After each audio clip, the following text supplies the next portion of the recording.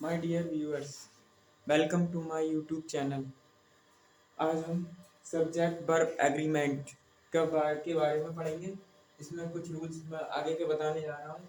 A great many, a number of, a large number of, a great number of, ये कुछ phrase हैं।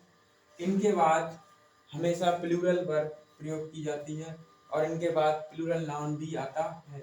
वैसे हम यहाँ वर्ब सब्जेक्ट वर्ब एग्रीमेंट पढ़ना है, लेकिन यहाँ पर हमें ये भी बताना जरूरी है इन शब्द या फ्रेज के बाद प्लूरल नाउन आता है, प्लूरल नाउन और प्लूरल वर्ब प्रयोग की जाती है। Plural verb a great many, a number of, a large number of, a great number of.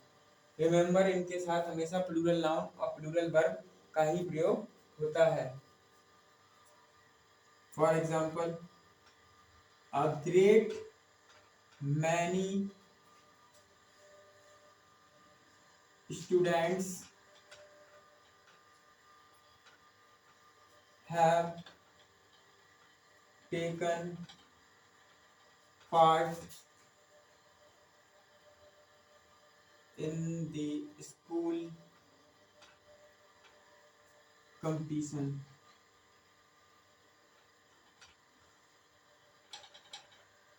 A great many students, कई विद्यार्थियों ने have taken part, भाग लिया है in the school competition, विद्यालय की प्रतिस्पर्धा में। विद्यालय प्रतिस्पर्धा में कई विद्यार्थियों ने भाग लिया है। यहाँ पर हम देख रहे हैं a great many फ्रेज आई है और इसके साथ नाउन जो आया है वो भी प्लूरल आया है और वर्ब भी प्लूरल आई है। A great many students have taken part in the school competition. और एग्जांपल देखते हैं इसका। A number of girls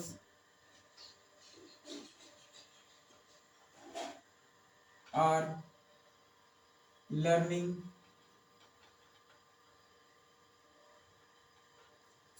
self defense technique.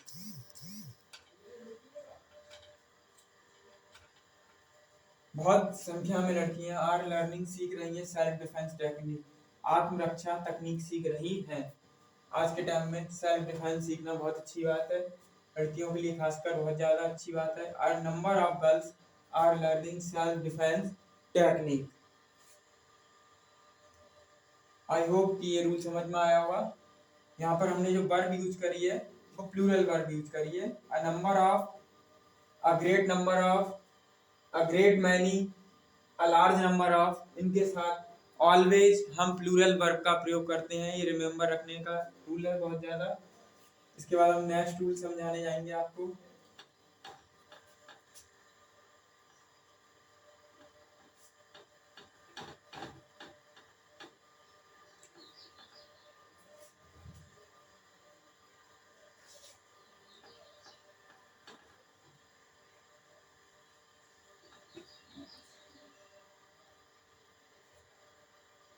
Next rule है सब्जेक्ट वर्ब एग्रीमेंट का। Some phrases like one of those who, one of those who, या one of the things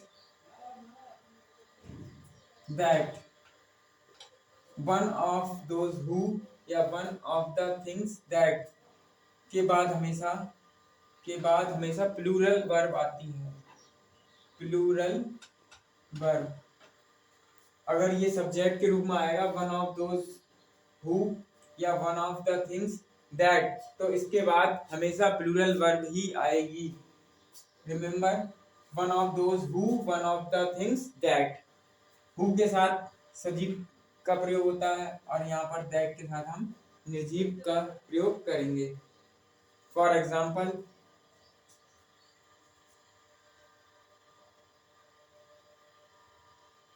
one of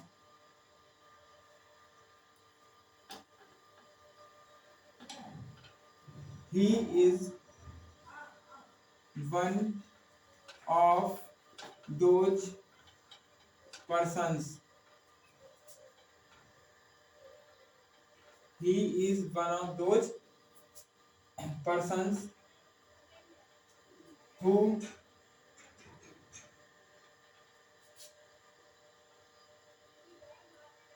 like to help who like to help the poor. He is one of those persons who like to help the poor. यहाँ पर हम देख रहे हैं one of those आया है, ही is one of those, वह उन पर्सन्स में से है, वह उन व्यक्तियों में से है, who like to help the poor, जो गरीबों की मदद करना चाहते हैं, जो गरीबों की मदद करना पसंद करते हैं। यहाँ पर हम देख रहे हैं one of those persons who like, यहाँ जो लाइक वर्ड आया प्लूरल आया है, बिकॉज वन ऑफ दोज यहाँ पर यूज हुआ है, इसके लिए जब हम लगाएंगे one of those persons who like, जो पसंद करते हैं, जो चाहते हैं, टू हेल्प द पुअर, गरीबों की मदद करना चाहते हैं।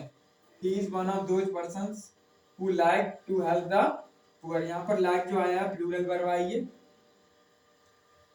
प्रेजेंट इंडेफिनिट टेंस में जब सब्जेक्ट हमारा प्लूरल होता है तो वर्ब में की फर्स्ट फॉर्म आती है, एस या एस नहीं आता। अगर सिंगुलर होता है तब यहाँ वर्ब में एस एस आता है। इससे पता चल रहा है कि यहाँ पर जो लाइक वर्ड आया है वो प्लूरल है, क्योंकि यहाँ ये वर्ब है लाइक, वन ऑफ दोज के साथ हमेशा प्लूरल वर्ब का ही प्रयोग होगा।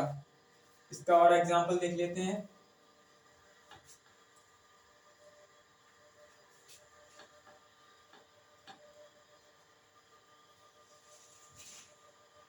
She is one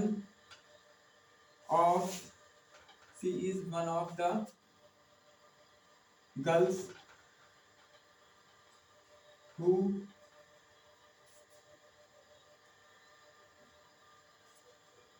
who always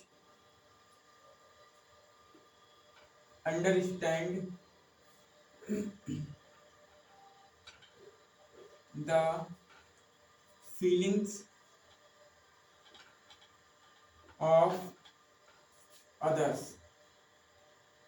She is one of the girls who always understand the feelings of others। यहाँ one of the girls word use हुआ है, और यहाँ पर जो वर्ब आई है अंडरस्टैंड, यानी जो वर्ब हमने यूज करी है प्लूरल यूज करी है, who always understand the feelings of others। यहाँ पर अंडरस्टैंड प्लूरल वर्ब आई है। हमने बताया one of the girls, one of the या वन ऑफ दोज हु, तो इसके साथ हमेशा प्लूरल वर्ब आती है। और एग्जांपल देख लेते हैं। He is one of our employees, he is our one of our employees who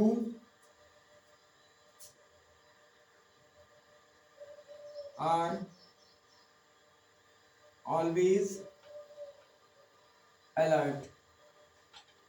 He is one of our employees who are always alert। One of our employees, one of our employees, यहाँ पर one of आया है, our employees who, यहाँ पर हमने बताया one of those who या one of the things that, तो इसके साथ हमेशा प्लूरल वर्ब आती है। यहाँ पर जो हमने वर्ब यूज करी है वो आर यूज करी है, क्योंकि आर जो आता है प्लूरल सब्जेक्ट के साथ आता है। और एग्जांपल देख लेते हैं। जितने ज्यादा एग्जांपल हम समझते हैं उतनी अच्छे हम रूल्स को अच्छे से समझ सकते हैं, क्योंकि रूल्स इतने हैं कि हम उनको याद नहीं रख सकते, मगर अगर हमने एग्जाम्पल्स को अगर अच्छी तरह पढ़ा है तो हमें रूल्स रटने की जरूरत नहीं है, क्योंकि हमारे एग्जाम्पल सामने आते ही हमें पढ़ा हुआ एग्जाम्पल एग्जाम में याद आ जाता है। He bought one of he bought one of the cars that are very costly. He bought one of the cars, उसने वह कार खरीदी, उन कारों में से खरीदी जो कि बहुत ज्यादा कीमती है।